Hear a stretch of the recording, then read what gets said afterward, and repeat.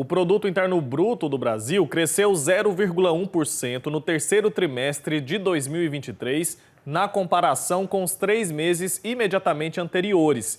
Os dados foram divulgados nesta semana pelo Instituto Brasileiro de Geografia e Estatística e esses números superam a expectativa do mercado, mas representam aí uma desaceleração. Para a gente conversar sobre esse assunto e nos ajudar a entender sobre as expectativas para a economia nos próximos meses, eu vou conversar agora ao vivo com o economista Sandro Prado, está conectado aqui com a gente. Sandro, bom dia, seja bem-vindo, prazer falar com você, viu? Bom dia, Wilker, muito obrigado, o prazer é todo meu. Então, esse recente crescimento, de 0,1% do PIB brasileiro superou as expectativas do mercado. Queria que você nos ajudasse a entender quais foram os fatores que contribuíram para isso. Vamos lembrar primeiro que esse negócio de produto interno bruto é justamente o crescimento, é uma medição que se faz comparativamente a períodos anteriores. E o Brasil crescer, ele é muito importante porque, por exemplo, quando nós temos crescimento, isso ajuda a diminuir um dos problemas crônicos que a gente tem hoje, que é o alto índice de desempregados. Então, essa queda no desemprego, por exemplo, que a gente percebe, ela vem justamente por causa desse crescimento econômico. Então, o mercado ele estava esperando uma desaceleração maior agora nesse trimestre, que é o terceiro trimestre. Lembrando que os dados do PIB também eles saem um pouco de forma tardia e nós estamos falando dos meses de setembro, agosto e julho. É o terceiro trimestre do ano que teve um desempenho de 0,1% superior ao período anterior. Mas no ano nós estamos aí com um crescimento bastante interessante comparativamente, tanto ao próprio crescimento que o Brasil vem tendo nos últimos anos, como em relação ao mundo. Nós temos aí um crescimento de 3,2% acumulado nesse ano e devemos aí ter como expectativa finalizar o ano, ou seja, terminar o quarto trimestre com um crescimento médio na casa dos 3%, um pouco mais, um pouco menos, o que vai ser aí, para a retomada da nossa economia, um número bastante interessante. Esse PIB nosso agora, ele teve um reflexo um pouco negativo do agronegócios, justamente o agronegócios, o agro, que teve o melhor desempenho em todo o ano, ou seja, o agro, mesmo com essa queda agora, que é uma queda sazonal, ele teve aí um crescimento bastante forte. Ou seja, nós estamos com um PIB bom esse ano, graças ao agro, mas o que fez desacelerar foi justamente o agronegócio, que teve uma queda de 3,3% nesse último trimestre. Mas a gente tem boas notícias, que é justamente o setor de serviços. O setor de serviços ele teve um crescimento de 0,6%, assim como a indústria. E por que é importante para a gente, nesse momento, o crescimento do setor de serviços e da indústria? Porque hoje são os que mais empregam. Então, embora o agro ele seja muito importante, quando a gente vai falar de reflexo de empregos, serviços é na hora, porque serviços a gente está falando do dia a dia, de você ir num restaurante, de você ir num salão de beleza, de você ir num banco, de você ir numa loja. Então, o crescimento do varejo, do comércio, do consumo das famílias, que também teve um crescimento importante, que foi de 1,1%, todo esse crescimento mostra um pequeno aquecimento, uma pequena recuperação da economia brasileira no consumo interno. Também melhoramos nas exportações, nossas exportações cresceram 3% e tivemos uma queda na importação. Então, 0,1% pode parecer muito pouco, mas quando a gente analisa de uma forma mais detalhada, foi sim um crescimento interessante, importante nessa atual conjuntura de recuperação da economia brasileira, Wilker. Então, de fato, são dados positivos, que a gente pode celebrar agora que a gente tem acesso a esses números. Vou convidar aqui duas pessoas para participarem dessa conversa junto com a gente. Tem a Lohane Castro, que já estava falando com a gente sobre um tema relacionado à economia, e a Poliana Reis, que chega agora também para entrar nessa nossa conversa aqui, que também tem informações sobre economia para compartilhar com a gente, com quem acompanha a TV Pai Eterno, né, Poliana? Bom dia. Bom dia, Wilker. Bom dia para todo mundo. Então, a gente sabe que as festas de final de ano estão chegando, estão se aproximando e com ela muita expectativa do mercado, vem aí o 13º para muitos trabalhadores. Então, tudo isso gera um movimento já de muita positividade na economia. Só que, Wilker, para quem já está se preparando, comprando ingredientes para a ceia de Natal, já tem notado certos abusos no preço. Em algumas capitais brasileiras, a variação de alta nos preços para a ceia de Natal vai de 10% a 15%, então é um valor muito grande. Então, assim, muito se deve a frutas, castanhas, frutas secas, que são produtos importados, bacalhau, que é tradicional aqui no Brasil, né? O brasileiro gosta muito, também é um produto importado que vem mais caro aqui para o Brasil. E além dos produtos aqui da casa, por exemplo, o tradicional frango, a carne suína, que apesar de estarem com os preços mais estabilizados, ainda também estão tendo alta nos preços.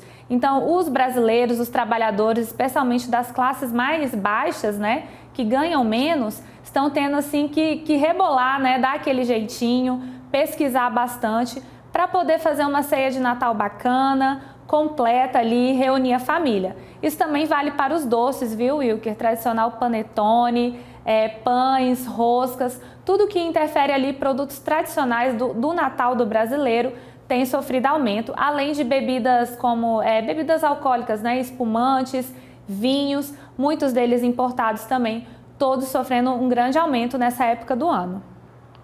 A gente percebe nessa ceia natalina mais salgada, né? A gente inclusive estava falando sobre isso antes aqui do nosso programa começar, que todo fim de ano, né, Poliana, a gente percebe essas altas justamente por causa da alta na demanda, né?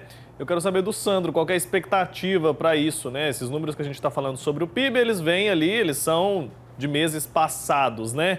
Como que a gente deve perceber a expectativa para os próximos meses? Agora, esse fim de ano, a gente tem a contratação de funcionários temporários, tudo isso deve impactar positivamente também na nossa economia? Isso, sem dúvida nenhuma. Nós tivemos um momento agora muito importante para o varejo, que foi a Black Friday, que principalmente esquenta o e-commerce, não tanto o varejo físico. Nós não tivemos um bom Black Friday, nós tivemos agora, como bem colocado, no dia 30, as empresas tiveram o último dia para pagar a primeira parcela do 10º, e agora no dia 20 de dezembro vem a segunda parcela do 13º, lembrando que ela vem um pouquinho menor, porque é nessa que é descontado os encargos, e a tendência do trabalhador é que ele seja gasto justamente para as festas natalinas, do Réveillon, já que muita gente aproveitou a primeira parcela para quitar algumas dívidas que tinha. E aí, como aumenta a demanda, o brasileiro é muito festivo, somos um povo muito caloroso, vamos comprar presentes, vamos comprar alimentos, é justamente nesse momento que aumenta a demanda que a gente encontra alguns abusos de aumento de preço bem acima do que deveria. Então, a palavra-chave é quando receber esse dinheiro e quando for fazer as compras, pesquisar muito, saber exatamente se você pode gastar aquele dinheiro, porque a gente tem que lembrar que logo na sequência veio o Réveillon e vem o começo do ano com muitos tributos. Nós temos o IPTU, nós temos o IPVA, temos as férias das crianças, temos também a compra de material escolar. Tudo isso é no começo do ano. Então, o importante é a gente celebrar com muita paz, com muito amor, ser parcimoniosos nas compras, porque cada um sabe exatamente aonde o calo do seu sapato aperta. Compre apenas aquilo que tiver no seu limite, né? E tente pesquisar o máximo possível e substitua. Nós não precisamos ter um Natal com componentes importados. Podemos substituir as frutas, porque a gente tem muito essa importação de costumes americanos, europeus. Então, substitua por aquilo que vai deixar a sua família bem alimentada, que você possa celebrar, mas que seja aí dentro do seu orçamento. Certo, dica de ouro, né? A Lohane Castro quer fazer uma pergunta também para o Sandro. Lohane, fica à vontade. Sandro, bom dia. Nós sabemos que a economia está ainda em recuperação, mas existe uma grande preocupação para o ano que vem. Eu estava falando sobre a diminuição da linha da pobreza por conta dos benefícios sociais, que diminuiu bastante em relação a 2020 por conta da pandemia, mas o pagamento de benefícios a essas famílias representa 14 bilhões de reais ao governo. E no ano que vem, existe uma grande preocupação, porque o governo vai voltar a cobrar os impostos federais sobre combustíveis. E a gente sabe que o diesel é o principal combustível usado no transporte de cargas aqui no Brasil. E essa semana eu trouxe essa notícia falando que a Secretaria da Receita Federal disse que é necessário voltar a cobrar esses impostos para zerar o rombo nas contas federais, nas contas da União. Eu quero saber qual é o cenário para o ano que vem. Será que o governo vai conseguir manter esses benefícios na faixa de 14 bilhões de reais ou deve haver uma diminuição no seu ponto de vista? E sobre o aumento desses combustíveis, que com certeza vai afetar aumento na alimentação, já que o transporte de grãos é feito por vias rodoviárias, né? Perfeito. Esses benefícios de transferência de renda do Bolsa Família, ele teve um forte impacto na economia, na recuperação, porque o valor ele aumentou muito, né? Hoje o mínimo que se paga no Bolsa Família são R$ 600, mas a média paga hoje no Brasil, ela chega quase a R$ 700, que é um valor bastante elevado comparado ao que era pago no passado.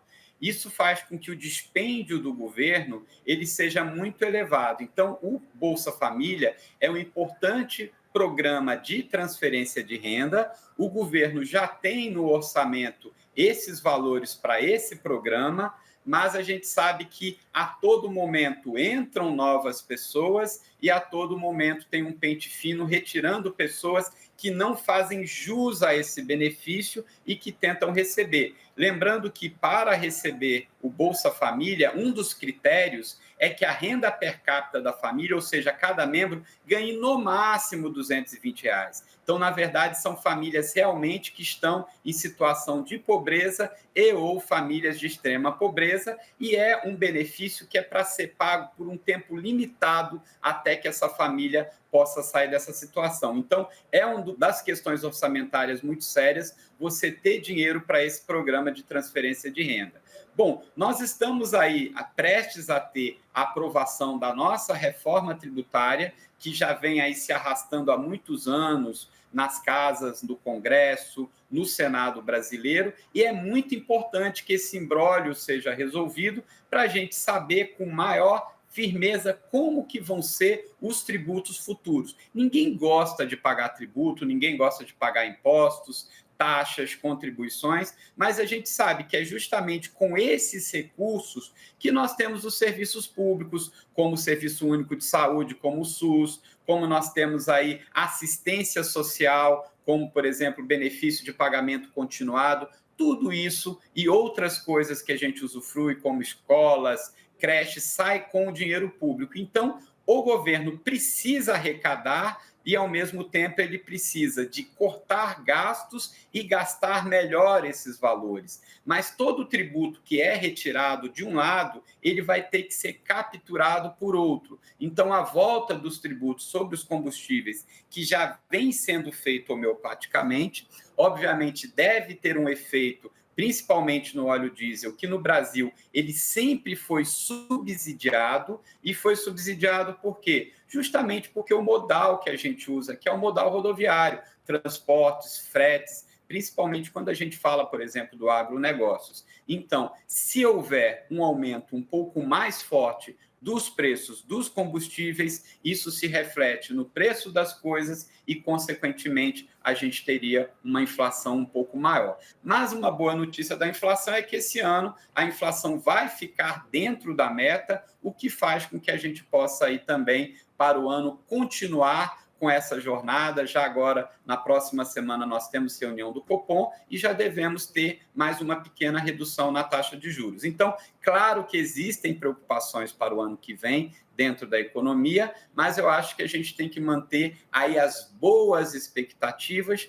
porque acho que, com certeza, nós teremos um ano de 2024 um pouco melhor do que o de 2023, um pouco melhor do que o de 2022, consequentemente, porque nós saímos de um momento muito difícil, não só para a economia brasileira, mas como para a economia mundial, que foi o momento da pandemia de Covid-19, e temos aí boas expectativas de melhores de vários índices macroeconômicos para 2024. Tá certo. Então, você está trazendo aqui uma boa notícia, né, para o povo brasileiro. Claro, em economia a gente trabalha com projeções, né? Pode acontecer algo que pode mudar essa realidade, mas se a gente for pensar sobre o futuro, sobre o ano de 2024, a gente deve ter aí um alento para os brasileiros. É mais ou menos isso, né? A expectativa para o ano que vem é de uma melhora, Sandro. Exatamente. Nós devemos continuar com nível baixo de inflação. Quando eu falo nível baixo, quem já é um pouco mais experiente sabe o que realmente é uma inflação alta. Então, a gente com uma inflação aí entre 4% e 6% é uma inflação razoável pela média histórica que nós tínhamos no Brasil. Com uma inflação mais controlada, ela abre espaço para o Comitê de Política Econômica Monetária fazer reduções na taxa de juros. Isso faz com que os investimentos voltem, né? Uma das grandes preocupações que nós temos, que não é uma coisa que afeta o presente, mas afeta o futuro, é principalmente os investimentos, os financiamentos. A gente teve uma boa notícia com o fechamento, por exemplo, lá do Nordeste. O Banco do Nordeste do Brasil, ele fechou novembro com um dos maiores índices de financiamento dos últimos tempos. Isso significa que os empresários da área rural, que os empresários da área urbana estão pedindo financiamento para fazer investimentos. Então, isso é muito importante. Investimentos, porque com esses investimentos é que a gente gera emprego, com emprego a gente gera renda, com renda a gente gera consumo e isso faz a roda da economia virar. Então, eu acho que a gente tem que passar palavras de positividade, porque realmente os números da economia, eles representam para a economia real um alento para o trabalhador brasileiro, principalmente para os estados que têm um alto índice de desemprego e um alto índice de pobreza, porque a fome e a falta de trabalho não pode esperar. Outras coisas as famílias conseguem, mas a gente tem que gerar emprego para esse povo e a gente tem que ajudar as pessoas que estão em situação mais difícil. Com certeza, e é isso que a gente quer noticiar sempre aqui, né, Poliana? Você tem mais uma pergunta aí para fazer para o Sandro? Exatamente, Wilker. Eu queria perguntar para o Sandro, porque como ele falou, né, que o PIB, esse número do PIB é do terceiro trimestre, então ali julho, agosto, setembro, que foram meses que desde então até agora mais recente, a gente tem noticiado duas coisas que têm preocupado bastante, que são as guerras, principalmente lá o conflito em Israel, mas também o aquecimento global com o El Niño. Então, assim, se tudo isso pode impactar em novos números aqui na economia brasileira, diretamente, claro, pensando no consumidor final, né? Como você falou, principalmente as pessoas mais pobres, pessoas que infelizmente estão sem emprego ou com alguma dificuldade, passando fome, usando até o cartão de crédito para fazer compras básicas e aí se endividando. Sem dúvida, a economia brasileira ela é muito impactada por questões externas que acontecem no mundo. Hoje nós temos nosso principal parceiro comercial, que é a China. Então, tudo que acontece na China nos interessa muito. Quanto mais a China cresce, mais ela compra do Brasil, mais a nossa economia cresce. Os Estados Unidos, ele é nosso segundo maior parceiro comercial, também é uma economia muito importante. E nós temos aqui o nosso vizinho, a Argentina, que é o nosso terceiro maior parceiro comercial. E agora, no dia 10, vai começar com um novo governo, um novo presidente. Então, questões vindas da Argentina nos interessam muito, porque nós temos que manter uma relação comercial positiva com esse país. Acontece que nós tivemos uma guerra inesperada, né? Eu acho que ninguém esperava que nessa altura da nossa civilidade nós tivéssemos guerras. Tivemos a guerra lá deflagrada na Rússia e parece que alguns outros países aproveitaram esse momento, já que a ONU não teve força para tomar nenhuma decisão e uma questão mais coercitiva de acabar com isso, a gente vai para a guerra de Israel. Agora nós estamos aqui próximos com uma possibilidade de um conflito bélico aqui na Venezuela, né, anexando também uma parte do território, e tudo isso, principalmente quando a gente fala da Rússia, quando a gente fala da Venezuela, quando a gente fala dos países árabes, são justamente grandes produtores de petróleo, membros da OPEP+, e isso pode trazer retaliação desses países, uma diminuição na oferta de petróleo no mundo, e a gente sabe que nós somos muito dependentes ainda dessa commodity, embora o Brasil seja um grande produtor de petróleo, tanto que até está entrando para o grupo da OPEP, mas nós não temos capacidade de refino no país. A gente vende petróleo bruto, importamos gasolina, importamos óleo diesel. Então, essas guerras, esses conflitos podem trazer um aumento no preço desses produtos importados. Quando aumenta esse tipo de produto, acaba também tendo reflexo extremamente negativo na economia brasileira. Então, as variáveis externas, elas são extremamente importantes e nós precisamos sempre ficar de olho, porque podem sim e muito afetar a economia brasileira. Perfeito, Sandro Prado, muito obrigado, viu, pelo seu tempo aqui com a gente, por nos ajudar a entender um pouco mais sobre a economia, né? Esse economês muitas vezes é complexo para muita gente, acho que aqui a gente conseguiu traduzir bastante, traduzir bem para quem nos acompanha. Até uma próxima oportunidade, viu? Tchau, tchau. Eu que agradeço, tenham todos aí um excelente dia. Excelente dia, agradeço também, Poliana, obrigado, viu? Muito obrigada, Wilker, obrigada ao Sandro, à Lohane e a todo mundo que acompanha a gente.